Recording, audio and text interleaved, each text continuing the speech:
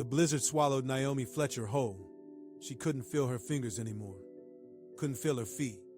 The wedding dress her father had forced onto her body that morning now clung to her skin like ice, the delicate lace torn and muddy from her desperate flight through the Dakota wilderness. Behind her, somewhere in the howling white darkness, Clayton Booth was hunting. She could still hear his voice from hours ago, calm and cold as he grabbed her wrist in the church. "You can run, Naomi, but I own you now." The papers were signed, so she ran. She didn't know where she was anymore, didn't know how far she'd gone, or if Clayton's men were still tracking her footprints through the snow. All she knew was that her legs were giving out, her lungs burning with each frozen breath, and if she didn't find shelter soon, the winter would finish what her family had started. Then she saw it. A barn, rough-hewn timber, sturdy and dark against the endless white. No lights, no voices, just silence and the promise of walls between her and the storm. Naomi stumbled forward, barely able to push open the heavy door. The interior was black as a tomb, but it was warm, or warmer at least. She could smell hay and horses and leather. Her trembling hands found a pile of straw in the corner, and she collapsed into it, pulling the dry stalks over her body like a blanket. She tried not to think about who owned this place, tried not to imagine what they'd do if they found a white woman hiding in their barn, half frozen and desperate. She'd heard the stories. Everyone in the territory had. The Lakota didn't welcome trespassers, didn't trust settlers, and why should they? So cold.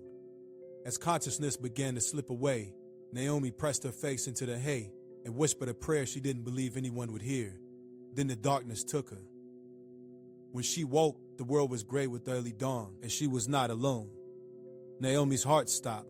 3 feet from where she lay, arranged carefully on the barn floor, sat a wooden bowl of stew, still steaming. Beside it, a thick wool blanket in deep earth tones. And next to that, catching the first light of morning, a silver ring. She didn't move, didn't breathe. Someone had been here. Someone had seen her.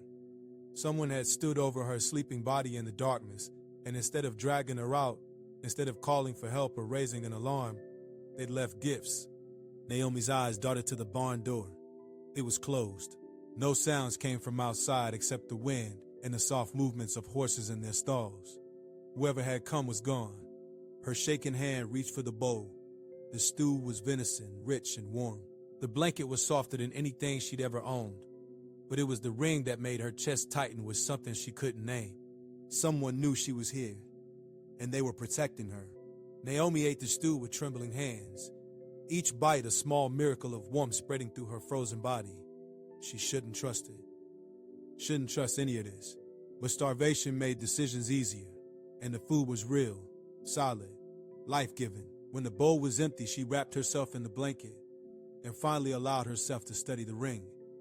It was beautiful, simple silver, but etched with intricate patterns, geometric designs that spoke of craftsmanship and care. It was made for a woman's hand, delicate but strong. Someone had loved this ring. Someone had worn it. Why would anyone leave it for her? Naomi slipped it onto her finger. It fit perfectly. The day passed in agonizing silence. She remained hidden in the hay, barely moving, listening to every sound beyond the barn walls. Voices drifted past occasionally, a language she didn't understand, melodic and fluid. Footsteps crunched through snow. Horses whinnied. Life continued around her as if she didn't exist. No one entered the barn except once, briefly, when someone, a man, she could tell by the heavy footfalls, came to tend the horses. She held her breath, pressing herself deeper into the hay, certain this was the moment she'd be discovered. But he never looked her way, never called out. He worked quietly, efficiently, and then left. Hours later, as the sun began to set and purple shadows filled the barn, Naomi crept to a gap between the wooden slats and peered outside. The village spread before her in the snow, a collection of teepees and wooden structures, smoke rising from fires, children playing despite the cold. And there, near the largest dwelling, stood a man. He was tall, broad-shouldered, dressed in traditional clothing that marked him as someone of importance. His long black hair was partially braided, and even from a distance, Naomi could see the way others deferred to him, the way people stepped aside as he passed. A chief. It had to be. As she watched, he paused and turned his head toward the barn. For one heart-stopping moment, Naomi was certain he was looking directly at her, that somehow he could see through the walls in the darkness and straight into her hiding place. Then he turned away and disappeared into his dwelling. That night, Naomi barely slept. Every sound made her flinch. Every creak of wood convinced her that Clayton had found her, that his men were surrounding the barn, that her brief taste of safety was about to end in violence. But dawn came quietly, and with it more gifts. This time, a small loaf of bread, dried berries, strips of what looked like smoked meat, a water skin. And tucked beneath the food, a pair of moccasins, soft leather, lined with fur, exactly her size. Naomi's throat tightened. She picked up the moccasins with shaking hands, running her fingers over the careful stitching. These weren't cast-offs. These were made with intention, with skill, with kindness. She looked at the ring on her finger, then at the new gifts, and something broke open in her chest, something that felt dangerously close to hope. For 3 more days, the pattern continued. Each morning before the village fully woke, supplies appeared. Each day, Naomi watched through the crack in the wall as the chief moved through his community with quiet authority. And each night, she lay awake wondering why he was doing this, what he wanted, what would happen when the food ran out, or the weather cleared, or Clayton finally tracked her here. She started to notice things, the way the chief always glanced toward the barn when he thought no one was watching, the way he positioned himself between the barn and any strangers who entered the village, the way his hand would briefly touch his chest, over his heart, before he walked away. He was protecting her, deliberately, consciously. But why? On the 4th night, Naomi found a piece of charcoal near the horse stalls and wrote on the inside of the barn wall, her handwriting shaky, "Why are you helping me?" The next morning, beneath the usual food and supplies, she found a small piece of bark, scratched into it in careful English letters, "Because you are afraid, and you should not have to be." Naomi pressed the bark to her chest and wept. She wept for the family that had sold her like property, for the man who had claimed ownership of her body and soul, for the years of silence and submission that had brought her to this frozen barn in the middle of nowhere. And she wept because a stranger, a man who owed her nothing, who had every reason to turn her away, had seen her fear and chosen compassion. That afternoon, voices outside the barn made her blood run cold. English voices. "We tracked her this far. The prince led right to the savage camp." Clayton's voice, hard and certain. "She's here somewhere." Naomi's heart hammered against her ribs. She pressed herself against the back wall of the barn, barely breathing. "I'm looking for my fiancé." Clayton's voice grew louder, closer. White woman, brown hair, wearing a wedding dress. "She's not in her right mind. Ran off during the ceremony. Might be dangerous." A different voice responded, deeper, accented but clear. "The chief. No white woman here. Only my people. Mind if we look around?" "I do mind." The silence that followed was deadly. "This is American territory," Clayton said slowly. "You don't get to tell me no." "This is Lakota land," the chief replied, his voice dropping to something that made Naomi shiver even through the wall. "And here, I do." Footsteps. Boots in snow. Clayton circling, searching. Naomi looked down at the ring on her finger and understood, suddenly, what it meant. Not just protection. A claim. A declaration. She was no longer just a runaway hiding in a barn. She was under the protection of a Lakota chief. And Clayton Booth had just walked into a confrontation he couldn't win. Naomi could hear everything through the barn walls, Clayton's boots crunching in the snow as he circled the village. The quiet tension in the air as the Lakota people watched him with faces carved from stone. And beneath it all, the chief's steady breathing, calm and controlled, like a wolf deciding whether to bare his teeth. "I have rights," Clayton said, his voice taking on that dangerous edge Naomi knew too well. "Legal rights. The marriage contract was signed by her father. She belongs to me." "People do not belong to people," the chief replied. "That's rich, coming from a savage." The insult hung in the frozen air. Naomi heard the slight shift of bodies, the sound of hands moving to weapons. She pressed her eye against the crack in the wood, desperate to see. The chief hadn't moved. He stood perfectly still, but something in his posture had changed. A coiled tension, but readiness. Two younger warriors had stepped closer, flanking him. Clayton's 3 men had their hands on their gun belts. One spark and this would explode into violence. "You will leave now," the chief said quietly, "before you say something that cannot be unsaid." Clayton laughed, but there was no humor in it. "I'll leave when I have what's mine. Search the village, boys." No, the word was simple. Final. Clayton's face darkened. "You're harboring a fugitive. That's a crime. I could bring the cavalry down on this whole camp." "Then bring them," the chief said. "But you will not search our homes. You will not touch our people, and you will not find what you seek here." For a long moment, Clayton stared at him. Naomi could see the calculation in his eyes, the weighing of options. He was a businessman, a man who dealt in leverage and power. But here, in this place, his usual tools were useless. "Fine," Clayton finally said, his voice dripping with false civility. "We'll camp nearby. Keep watch. She has to come out eventually, if she's even here." He smiled, cold and sharp. People get hungry. People get desperate. And when they do, they make mistakes. He turned and walked away, his men following. But Naomi saw the way his eyes scanned every structure, every face, memorizing details. He wasn't giving up. He was planning. As the riders disappeared into the tree line, the chief remained motionless, watching until they were gone. Then he spoke in Lakota, his voice carrying across the village. People responded, moving with purpose. Children ushered inside, weapons checked, watches established. They were preparing for siege because of her. That night, for the first time, the chief came to the barn door. Naomi heard his footsteps approaching and scrambled deeper into the hay, her heart racing. The door creaked open, lamplight spilled across the floor. "I know you understand English," he said softly, not entering, keeping a respectful distance. "I will not come closer, but we need to talk." Naomi said nothing, barely breathing. "Your husband is camped half a mile east," the chief continued. "He will wait. Watch. He believes patience will win. He is wrong, but he will not leave peacefully." "He's not my husband," Naomi whispered, the words escaping before she could stop them. Silence. Then, "No, he is not."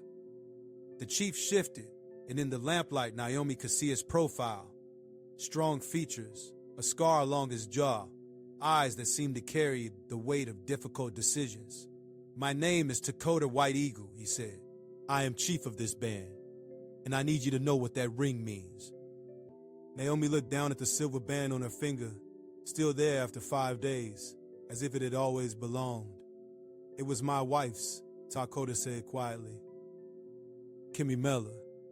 She died 3 winters ago, bringing our child into the world. Neither survived." His voice caught slightly, then steadied. "Never thought I would give it to another." "Then why?" "Because it is protection," he interrupted gently. "In my culture, in my nation, that ring marks you as under my guardianship. It says you are not unclaimed, not unprotected. It gives you standing, gives you voice, gives you the right to be here." Naomi's throat tightened. "I don't understand." "The man outside, he claims ownership through his laws," Takoda said. "But those laws mean nothing here. And our laws say you have the right to choose your own path. The ring," he paused. "The ring says I recognize that right, that I will defend it. Why would you do this for me? You don't even know me." "I know enough," Takoda replied.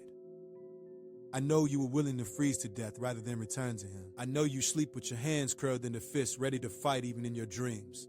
I know fear when I see it, and I know that no one should have to live in fear."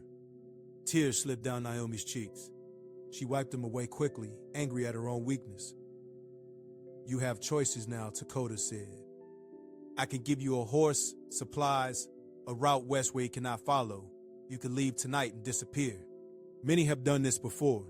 The frontier is large, and there are places where people do not ask questions. Or the pause stretched long, or you can stay," he said finally, "as my wife. Not in the way the white world understands marriage, not as property, not as submission. As partners, as equals." It would give you legal protection even in the American courts. A married woman cannot be forced to marry another, and a Lakota marriage cannot be undone by a white man's papers. Naomi's breath caught. You would marry a stranger? For what? Charity. Not charity, Takoda said firmly. Choice, yours and mine. I offer protection and standing. You bring nothing but yourself, and that is enough. But I would not force this. I would not even ask it. I only want you to know the option exists. He set something down just inside the door. More food, more supplies, and a small knife in a leather sheath. Think on it, he said. Tomorrow, you decide. But tonight, know this. Whether you stay or go, I will not let him take you by force. That much I promise. Then he was gone, the door closing softly behind him. Naomi sat in the darkness, the ring heavy on her finger, the weight of an impossible choice settling onto her shoulders. Freedom or safety, running or standing, the known terror of solitude or the unknown risk of trust. Outside in the frozen night, Clayton Booth was waiting. And inside, Naomi Fletcher was running out of time. Naomi didn't sleep that night. She sat in the darkness, turning the ring around and around on her finger, Takoda's words echoing in her mind. The knife he left felt heavy in her hand, not just a tool, but a symbol. He was giving her the means to defend herself, the means to choose. No one had ever given her a choice before.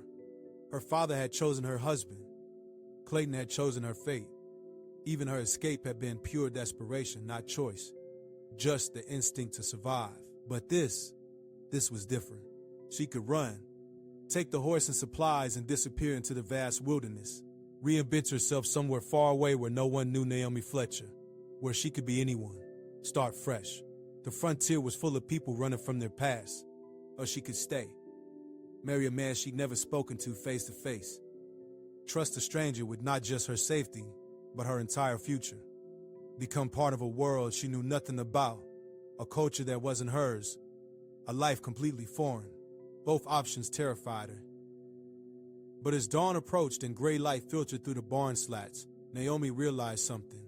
She was no longer the same woman who'd stumbled into this barn 5 nights ago. That woman had been broken, defeated, convinced her life belonged to whoever was strong enough to claim it.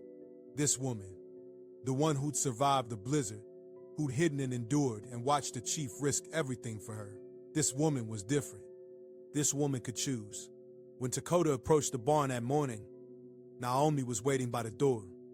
She opened it before he could knock. For the first time, they stood face to face in full daylight. He was taller than she realized, his presence both commanding and gentle. His dark eyes studied her with an intensity that should have felt invasive but somehow didn't. There was respect in his gaze, recognition. I need to know something, Naomi said, her voice steadier than she felt. Why me? Why risk your people's safety? Risk conflict with Clayton? Risk everything for someone you don't know? Takoda was quiet for a moment. When he spoke, his words were careful, deliberate. 3 years ago, I could not save my wife, he said. I am chief. I am strong. I am respected. But I could not save the person I love most. She died in pain, afraid, and I was powerless. He met Naomi's eyes. I cannot carry that feeling again. When I found you in my barn, frozen and afraid, I saw a chance to make a different choice, to save someone, even if she is a stranger. To not be powerless. That's not why you gave me the ring, though, Naomi said quietly. He shook his head. No, I gave you the ring because in the days I watched you, yes, I saw strength. You did not beg, did not demand. You survived with dignity and silence. You took nothing that was not given. And I thought, he paused. I thought perhaps we both know what it means to lose everything and still wake up each morning determined to survive. Naomi felt something crack open inside her chest. If I stay, she said slowly, if I accept this marriage, what would you expect from me? Honesty, Takoda replied immediately. Partnership. You would learn our ways, our language, our customs. You would have responsibilities to the community. In return, you would have protection, belonging, voice. You would not be my property. Our culture does not see marriage that way. You would be my equal, my companion.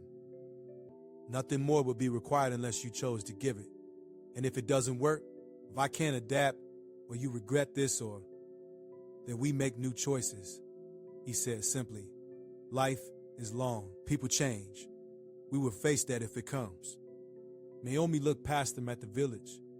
People were moving about their morning routines, but she could feel their awareness of this conversation. They knew what was happening. They knew a decision was being made that would affect them all. They don't trust me, she said. No, Takoda agreed. You are white. Your people have taken much from us. They have broken promises, stolen land, killed our families. Trust must be earned, not given. But I trust you, and my trust carries weight. What if Clayton attacks? What if the cavalry comes like he threatened? Then we defend our home, as we have always done. Takoda's voice hardened slightly. But a marriage between us would complicate their legal position. The American government is inconsistent. Sometimes they recognize tribal sovereignty, sometimes they don't. But a formal marriage, especially one performed by a recognized chief, creates questions. Questions take time to answer, and time is a weapon. Naomi understood. This wasn't just about protection. It was strategy, a way to tie Clayton up in bureaucracy and uncertainty while she established a new life. It was brilliant. It was terrifying. Said that she had. I'll stay, she said, and the words felt like jumping off a cliff. I'll marry you, but I need you to understand something. I don't know how to be a wife. Clayton's version of marriage was ownership, and I won't go back to that, not ever. Good, Takoda said firmly, because that is not what I offer. I offer partnership. I offer protection. I offer a place to belong. The rest, friendship, affection, anything more, that comes only if we both choose it, freely. He extended his hand. Naomi looked at it for a long moment. This hand had left her food when she was starving, had provided warmth when she was freezing, had protected her without asking for anything in return. She took it. His grip was strong, warm, steady. When? She asked. Today, Takoda said. Before sunset. Clayton is getting restless. This morning, his men tried to approach the village from the north. My scouts turned them back, but he is testing boundaries. The longer we wait, the more dangerous he becomes. Naomi nodded, her heart racing. What do I need to do? Come with me, Takoda said gently. There are women who will help you prepare. It is not the wedding you might have imagined, but it will be honest, and it will be yours. He started to turn, then paused. Naomi, he said, using her name for the first time. You are not trapped here. Even after we marry, if you truly want to leave, I will help you. This is not another cage. Do you understand? She looked into his eyes and saw the truth there. I understand, she whispered. And for the first time in her life, Naomi Fletcher chose her own future. The women came for Naomi an hour later. There were 4 of them, led by an elder named Winona, whose silver-streaked hair and lined face spoke of decades of wisdom. They didn't smile, but they weren't hostile either, just cautious, watching her with eyes that missed nothing. Winona gestured for Naomi to follow, and she did, leaving the barn that had been her sanctuary and stepping fully into the village for the first time. People stopped what they were doing to watch. Children stared. Warriors evaluated. She felt the weight of their scrutiny, their doubt. She was an outsider, a white woman, the enemy, but she was also Takoda's choice, and that meant something. The women brought her to a teepee where steam rose from heated stones in a shallow pit. They gestured for her to undress, and Naomi hesitated only a moment before complying. If she was going to do this, truly commit to this path, she couldn't hold back now. They washed her with practiced efficiency, using herbs that smelled of sage and sweetgrass. Winona's hands were surprisingly gentle as she worked through the tangles in Naomi's hair, braiding it in a style Naomi had never worn before. They dressed her in a doe-skin dress, soft and adorned with intricate beadwork that must have taken months to create. Someone's daughter had worn this dress, someone's wife. Kimmy Mellors, Winona said quietly in heavily accented English, noticing Naomi's hesitation. Takoda's first wife. She would want it used, not hidden away. Naomi's throat tightened. I'm not trying to replace her. No one can replace the dead, Winona replied. But life continues. Takoda has been alone too long. Grief is a heavy stone. Sometimes we need help setting it down. Outside, drums began to beat. A slow, steady rhythm that seemed to match Naomi's racing heart. "It's time," Winona said. They emerged from the teepee into late afternoon light. The entire village had gathered in a circle around a central fire. Lakota stood on the far side, dressed in ceremonial clothing, leather adorned with quill work, a headdress that marked his status as chief. He looked like someone from another world, someone powerful and unreachable. Then his eyes found hers, and she saw the man who had left her food in the darkness, the man who had promised her choice. Winona guided Naomi toward him. The drums continued their steady beat. An elder began to speak in Lakota, his voice carrying across the gathering. Naomi understood nothing, but she felt the weight of the words, the solemnity of the ritual. Atoka took her hands. His grip was steady, grounding. He speaks of commitment. Takoda translated quietly. Of partnership and respect. Of choosing to walk the same path. In our tradition, marriage is not ownership. It is two people agreeing to support each other through the seasons of life. The elder continued, and Takoda pulled a length of woven cloth from his belt. He wrapped it around their joined hands, binding them together. "This represents our union," he said. Two becoming stronger together than either could be alone. Naomi felt tears threatening but forced them back. This was real. This was happening. In a matter of minutes, she would be married. Not to Clayton Booth, not to cruelty and possession, but to this quiet, complicated man who had saved her life. The elder raised his hands, speaking final words that sounded like blessings. And then it was done. The drums exploded into celebration. People began to sing. Someone brought forward food, a feast that must have taken all day to prepare. The binding cloth was removed from their hands, but Takoda didn't let go immediately. "You are safe now," he said softly, "legally, ceremonially, in every way that matters. You are..." The gunshot cracked through the celebration like thunder. Everything stopped. People scattered. Warriors grabbing weapons, women pulling children close. Naomi's body went rigid with terror as she recognized the voice that followed. "That's my wife." Clayton Booth stormed into the village with his 3 men, all armed, all furious. His face was red with rage, his eyes wild. He'd been drinking. Naomi could tell from the slight sway in his stance, the recklessness in his movements. "You think you can steal from me?" Clayton shouted, pointing at Naomi. "You think some savage ceremony changes anything? She's legally mine. The contract is void," Takoda said calmly, stepping between Clayton and Naomi. "She is married to me now, under Lakota law and recognized by treaty. You have no claim." "Like hell I don't." Clayton's hand dropped to his gun. "I paid for her. I signed papers. Her father gave her to me." "Her father," Takoda said, his voice dropping to something dangerous, "does not own her, and neither do you." Warriors had surrounded them now, weapons ready but not yet raised.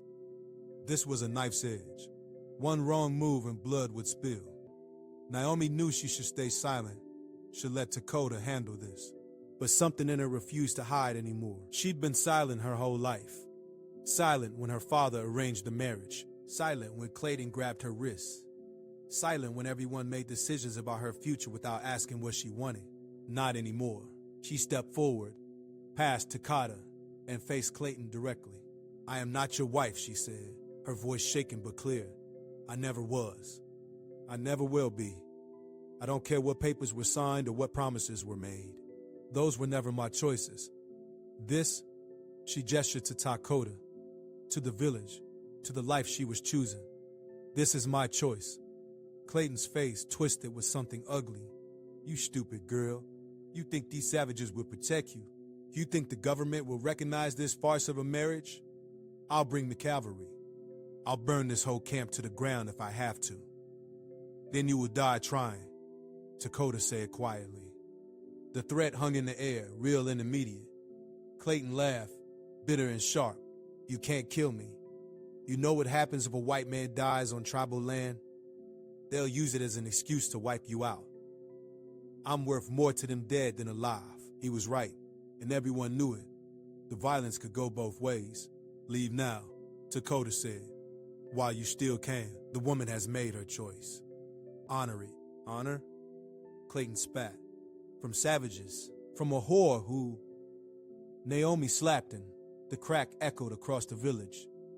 Her palm stung. Clayton's head snapped to the side, shock replacing rage for just a moment. Then his hand moved toward his gun, and Takoda's knife was at his throat before he could draw. Time froze. Clayton's hand hovered over his gun. Takoda's blade pressed against his throat, just hard enough to draw a thin line of blood. The three hired men raised their rifles, but a dozen Lakota arrows were already aimed at their hearts. One twitch, one breath, and everyone would die. Don't, Naomi whispered, though she didn't know who she was talking to. Takoda, Clayton, herself. Takoda's eyes never left Clayton's face. You have a choice, he said, his voice cold as winter stone. Leave now, alive, and never return. Or die here, and your death will mean nothing. No cavalry will come. No justice will be served. You will simply disappear, and the frontier swallows men like you every day. You're bluffing, Clayton hissed, but his voice shook. Am I? Takoda tilted his head slightly. Look around you. Look at my people. We have lost everything to men like you. Our land, our freedom, our families. Do you truly believe we fear losing more? We have nothing left to lose. But you, the knife pressed harder. You have your life. For now, Clayton's eyes darted around the circle of warriors, the expressionless faces, the ready weapons. He was calculating odds and finding them impossible. This isn't over, he said through gritted teeth. Yes, Takoda replied. It is. He lowered the knife and stepped back, a gesture of contempt, as if Clayton wasn't even worth killing. Clayton stumbled backward, his hand finally dropping from his gun. His face was purple with humiliation and rage. She's a whore, he spat. Damaged goods. You can have her. She was never worth the trouble anyway. Naomi felt the words like physical blows, but she didn't flinch, didn't look away. Leave, Takoda said again, now. Clayton backed toward his men, his eyes promising vengeance even as his body admitted defeat. The government will hear about this, about all of this. You're harboring a free woman who made her own choice. Takoda interrupted. Go tell them that. See how much they care. For a long moment, Clayton stared at Naomi, and she stared back. She wanted him to see that she wasn't afraid anymore. Wasn't broken, wasn't his. Then he turned and stalked toward his horse. His men followed, weapons still raised, backing away slowly. They mounted and rode east, disappearing into the trees. But Naomi knew this wasn't truly over. Men like Clayton didn't accept defeat. They just changed tactics. The tension in the village dissolved slowly. Children emerged from hiding, but the celebration was gone, replaced by something grimmer. The knowledge that they made an enemy, that consequences would come. I'm sorry, Naomi said quietly to Takoda. I brought this to your people. I brought danger. No. He turned to face her, his expression softening. You brought yourself. The danger was already here. It has always been here. We have simply learned to live with it. Winona approached, touching Naomi's shoulder gently. You did well, she said, standing tall. Speaking truth, that took courage. I put everyone at risk. We are always at risk, Winona replied. But today, we chose to stand for something that matters. For choice. For freedom. That is worth the risk. The feast resumed, though more subdued now. People ate and talked in low voices, planning watches, discussing strategies if Clayton returned with reinforcements. Naomi sat beside Takoda, feeling the weight of what she'd done, what they'd all done. He'll come back, she said quietly. Maybe, Takoda agreed. Or maybe he is a coward who only fights battles he knows he can win. Time will tell. And then if he brings the cavalry, then we will face that when it comes. We have faced worse. He looked at her. Do you regret your choice? Naomi thought about the question. She thought about the barn, the blizzard, the ring on her finger. She thought about the life she left behind. Silent dinners with her father, Clayton's possessive grip, the suffocating certainty that her life would never truly be her own. Then she thought about this moment, sitting beside a man who had risked everything for her freedom, surrounded by people who didn't trust her yet but had still defended her, wearing the dead woman's dress and feeling, for the first time in her life, like she might actually belong somewhere. "No," she said, "I don't regret it." Takoda smiled, a small, genuine expression that transformed his face. "Good, because neither do I." As night fell, he showed her to a teepee that would be theirs. It was modest but carefully prepared. Blankets, a small fire pit, belongings that spoke of a life lived with intention. "I will sleep on the far side," Takoda said, gesturing to a pallet of furs. "You will have privacy, space. We have time to learn each other." "Thank you," Naomi whispered. He nodded and began to turn away, then paused. "Naomi, what you did today, facing him, speaking your truth, that was the bravest thing I have seen in a long time. Kimmy Mellor would have liked you." The words settled into Naomi's heart like a benediction. That night, she lay in the darkness, listening to Takoda's steady breathing across the teepee, to the sounds of the village settling into sleep, to the wind moving through the trees. The ring on her finger caught the faint firelight.